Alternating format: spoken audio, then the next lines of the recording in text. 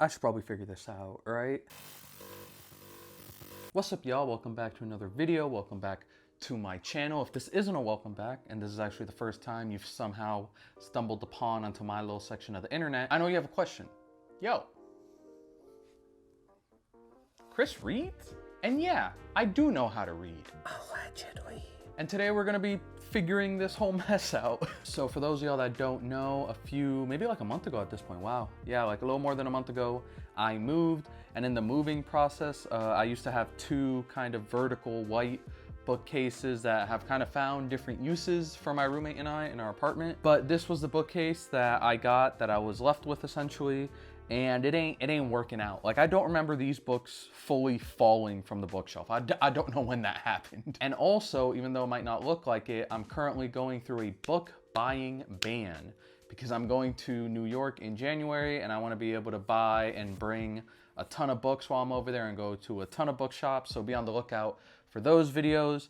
But I need to figure out my whole space situation before I even think about bringing in new books, right? So that's where this right here comes into play. I don't know if y'all can see it on camera. This is one of those like 6-cube organizer things. I know they're pretty basic, but I think it's a good amount of space for what I need, and I'm pretty sure it'll be able to fit all of my books as well as stuff like on the top layer. And also, I'll still have this bookcase, don't get me wrong. I'm not getting rid of this bookcase, but I want to be able to more kind of properly distribute everything so it's not on random tables and also on my floor. But I also know that building a bookcase can be kind of boring if y'all got nothing to talk about. So I got some questions on my iPad right here that are gonna kind of range a little bit of everything. It's gonna be about me, it's gonna be about Booktube, it's gonna be on the books that I may or may not hypothetically allegedly read, and we'll get to know a little bit about me. And then if y'all are so inclined, you can also answer some of these questions in the comments down below so we can get to know each other better. But I think that's gonna be it. I just realized I have a knife on my floor, but we can use this to open this box right here. But I think that's it. Make sure you have your drinks, make sure you have your snacks, and get ready to listen to a little Q&A and a little reorganizing and just like a chill, fun time. So as I bring this gigantic box over in front of me, the first question I have right here is, how did you get into reading and kind of when did it become like a pretty big part of your life? Now, if you haven't seen it already, I actually answered a bunch of like personal questions and stuff on my first video ever, my Booktube newbie tag video. So if you haven't seen that, there's gonna be a link on screen right now so y'all can watch it. I think it just crossed 100 views, which is awesome. Thank you guys for that. But I got into reading at like a very young age. Like, my mom was a teacher for a very long time.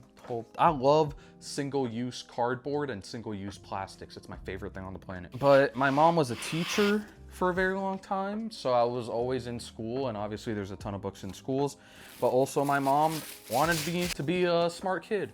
So she always had me reading both at school and at home. And it got to a point very early on when I was a kid that like reading was kind of the only activity I ever did. It was like reading and play video games. Like, I didn't really have a lot of friends when I was younger, and even the friends that I did have, it wasn't like I was going outside, you know, and hanging out with them. So reading became like kind of an escape for me when I was pretty young. So I don't think there was like one moment where it was like, oh my God, reading is a super huge, awesome part of my life.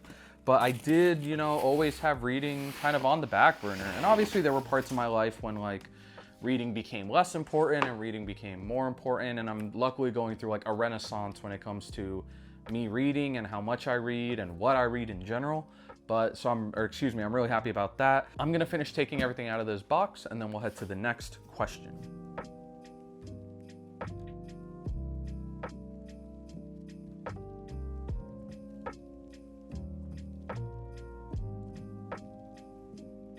So I think I have everything figured out. While I'm looking through these instructions, just to make sure I have everything, we're going to answer the next question, which is, what is my favorite book of all time?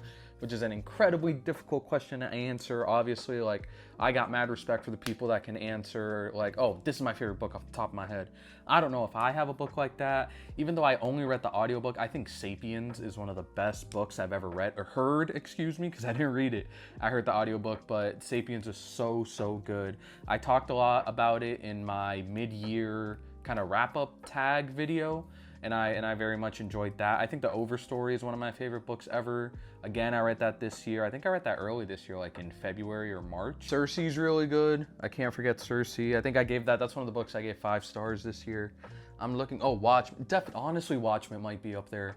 Watchmen is so good. I probably read it like once or twice a year. I think if I had to pick one, it'd probably be Sapiens. I loved Sapiens so much. Again, another book that I want to get a copy of while I'm in New York. And again, I just want to reread it the second I get my hands on it, because I want to know if it was like a great first experience and kind of just an book, or if the physical book is just as good as I remember the audiobook being. What's crazy is I'm going to be organizing my bookcase, and then the rest of my room will be a mess after I'm done building this. Next question up is, how do I choose what books to read, or at least what books I read next? And I don't really have like a certain like list or anything like that. I do want to get to finishing my physical TBR. That's something that honestly, like, kind of like a secret reason as to why I started making these YouTube videos was because I think it's a flex to say I've read every book I own. Don't lie, I know a lot of people who own a lot of books don't be reading all the books that they own. So I definitely want to be one of the people that can say, oh, I've read every book on these shelves, you know? I think I've built a pretty good base of like, I trust the things that people recommend me, and I have like a good group of like friends and online people that I follow that I just like their recommendations, and we think a lot alike. So I kind of just go with that. There's not really like, oh, I need to read every Harry Potter book, and then after that I'm reading all the Hunger Games, and then it ends with us, or whatever it is. But besides that, I kind of just go off the vibes, and I'm at a good point where I have no trouble DNFing a book, or I have no trouble reading like more than one book at a time. I'm still at a point where like 2 books is like the maximum I could do, or like 1 book and 1 audiobook. I don't if you can read like 4 or 5 different books at once, major props. You have my respect. I can't do that.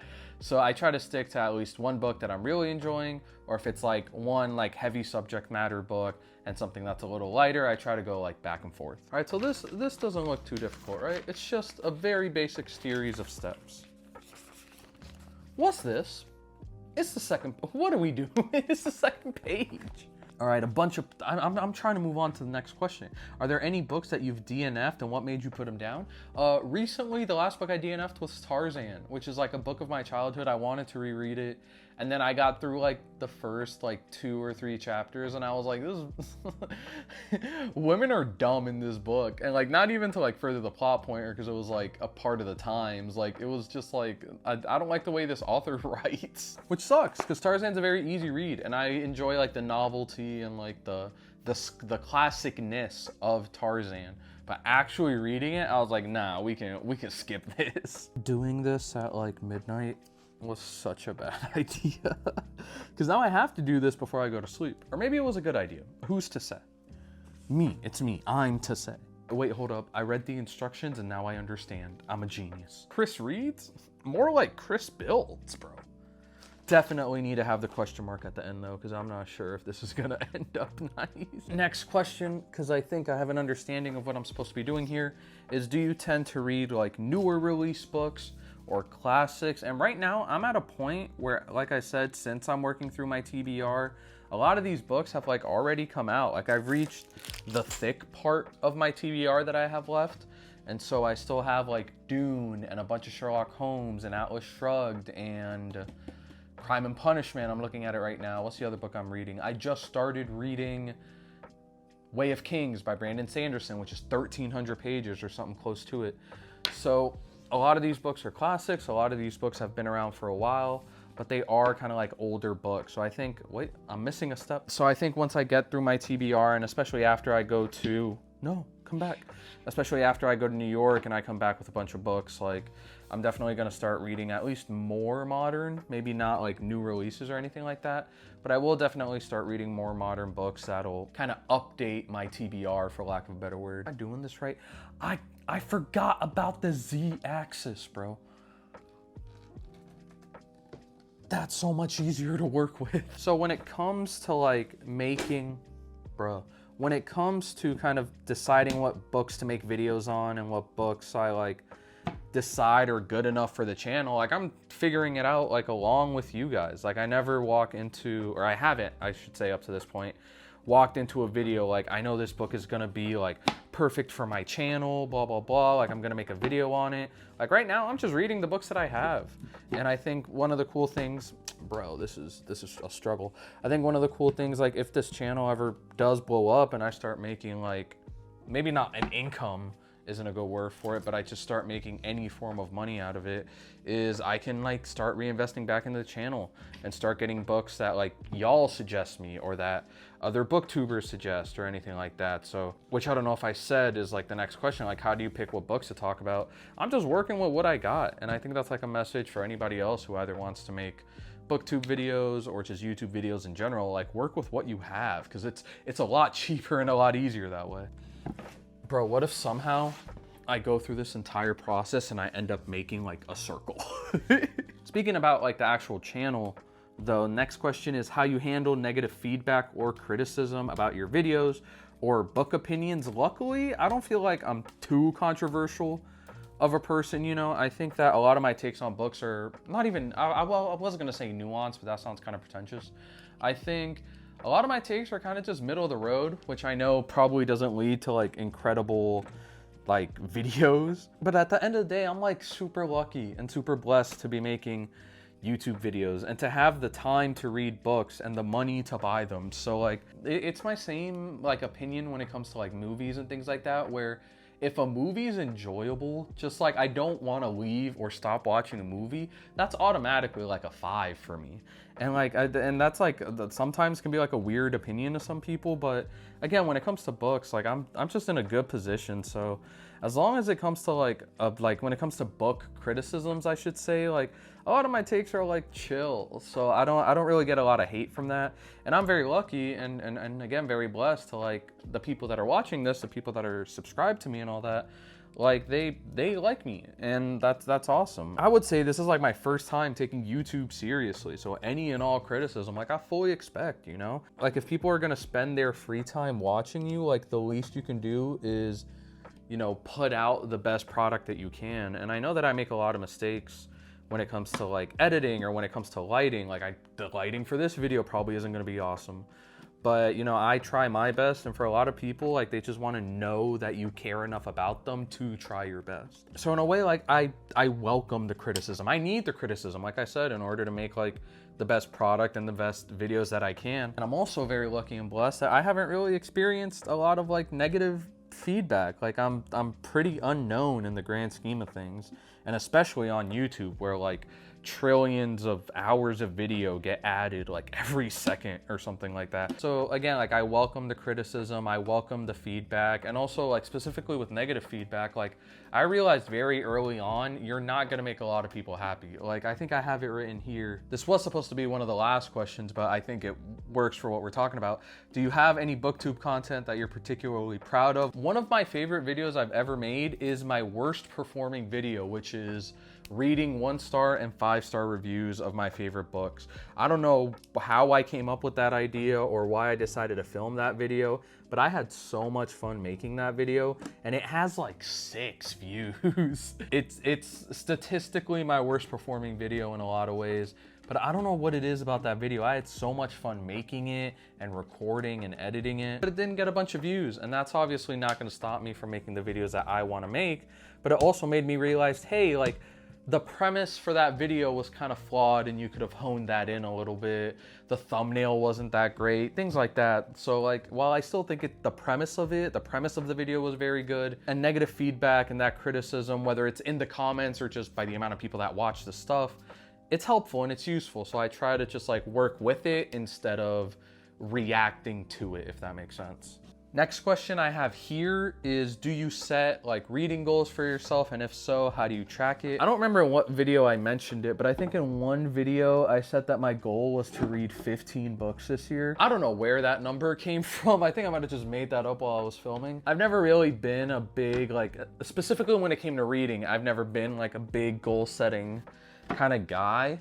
But especially now, oh my God, it's starting to come together. Especially now as I'm starting to read more, both for a hobby and for this channel, I think it'd be dope to be one of those people that reads a book a week and end the year with 52 books read. Now, I have a full-time job and a lot of my time on a daily basis is taken up by that job. But I also know that like if I kind of prioritize reading even more than I already have, I can always find time for the things that are important to me. But right now, I haven't even checked like the full number. Like I don't know how many books I've read this year. I think in the mid-year tag video that I did, I think I read like 10 or 15. I don't remember exactly. So I think it'd be dope to read something like 52 books a year. But at this point in kind of like my reading journey, I'm more focused on reading in general and just building the habit and maintaining the habit than I am in like reaching a specific number. I like video games and basketball too much. But if I could hit 50, if I could hit 50 books in a year, that would be nuts. If I could hit 100, not even 100, give me 75. I'd be happy with 75 books in a year. But I do try and at least track the books that I've read. I'm not like super big into like getting super technical with it, so I don't like want to know how many pages I read a day on average, you know. But I do keep track of my books within story graphs. I know a lot of people use GoodNotes, and I have no problem with GoodNotes, but I just saw story graphs. I think someone might have, a YouTuber, might have been Emmy, might have started talking about story graphs right when I started getting into reading, so that's just the app that I chose. Also, it looks pretty. Goodreads looks like it was made in like 1916 before computers were a thing. But on the topic of reading goals though, next question is how do you stay motivated to read constantly and consistently? And the truth is, I don't. I'm really bad about reading consistently. Again, another reason that I made this channel was so, as I squeeze this little button in there, was so I had a reason to read consistently. For a long time, and there's nothing wrong with this, but for a long time, I kind of just read out of convenience. Like whenever I wanted to read a book, I would read a book, which on the surface doesn't sound that bad. But like I said, like I have a bunch of other things that I enjoy doing. Like I love video games and playing D&D and watching basketball and cooking, and like there's a lot of stuff I enjoy doing.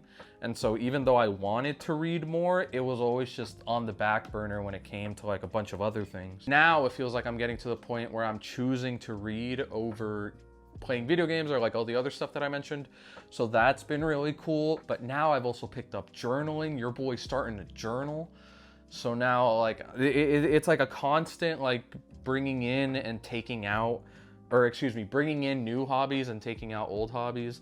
So, you know, when it comes to like staying motivated, like I always want to read.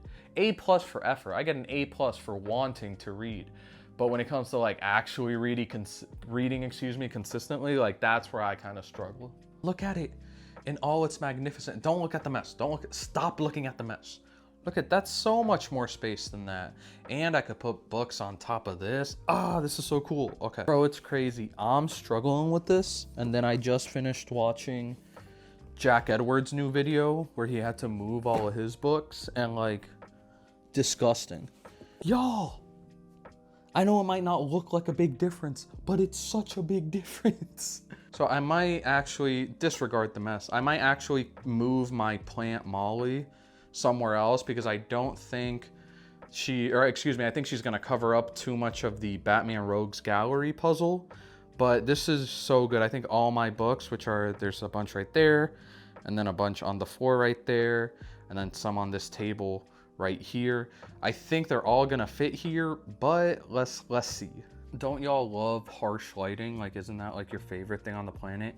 But I can already tell off rip that some of these books, like Kobe, like my Basketball's Greatest, like my Skyline collection, like some of that stuff isn't gonna fit here. So I think that's where the other bookcase is gonna come in handy. And hey, between you and me, don't tell the other bookcase. I took off all the books, I moved it, that thing was about to tear apart. So maybe not the highest quality bookcase that I got from Target or whatever. It's not gonna make the move, but I think we can still use it, but just don't let them know. Like, I think they might freak out if they heard me say that. So I don't know the exact number of how many books I have, but I do know that I don't have enough books to kind of organize them in any other way that isn't alphabetically, if that makes sense. And because I have such like a wide array of like genres, I feel like I would have a bunch of genres with like 1 or 2 entries in it, so I can't separate it by genre. I think it would be cool to separate my bookcase by color. I forget her name, but she was one of my first YouTube comments ever. I'm subscribed to her, and she makes a bunch of really cool booktube videos. But in her videos, her bookcase is entirely like color coded, and that's rad. So I think one day I might want to do something like that, but right now I think we're going to do alphabetically by title of the book.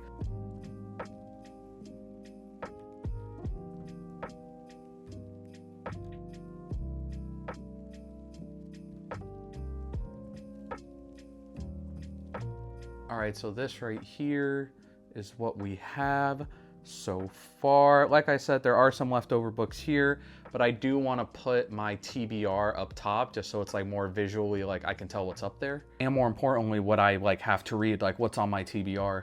So I think we're gonna time lapse this, but I'm gonna figure out one, what's left on my TBR, and two, we're gonna alphabetize this and kind of how I want to organize it. So let's go.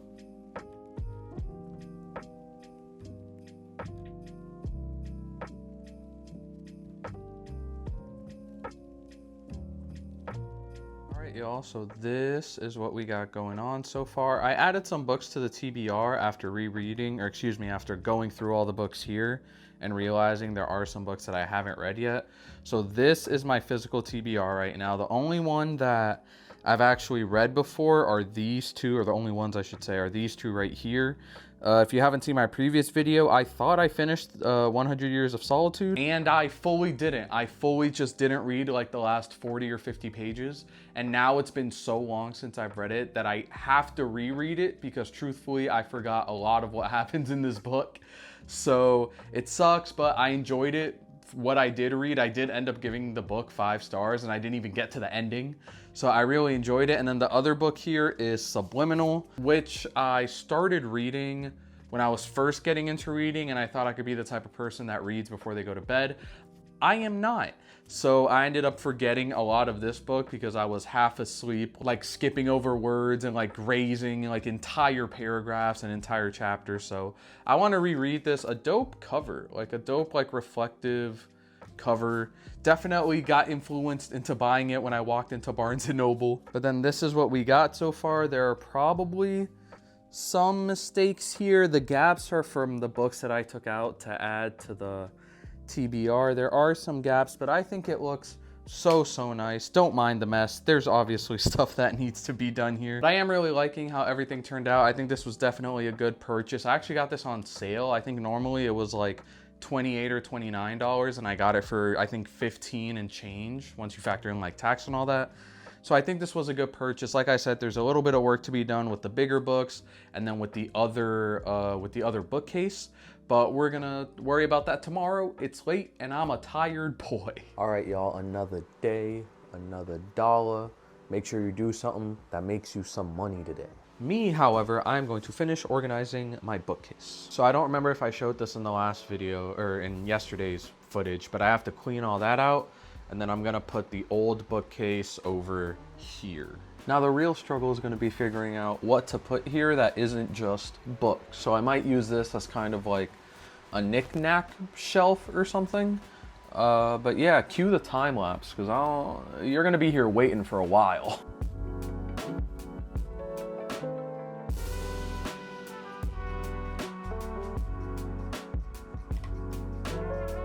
Y'all, it's editing Chris from the future here, and I'm actually editing the very video that you're watching right now. So a few things have changed since I filmed this video right here, so I wanted to update y'all. I ended up getting this giant behemoth of a TV on sale for Black Friday or whatever. So it had me rearranging some things. So my record player is here now. It's all hooked up to the speakers and everything right there, so I can still use it. And I also moved my comic books and some of my basketball cards and the Interstellar thing over here, just so I can I don't know, I think it looks cool.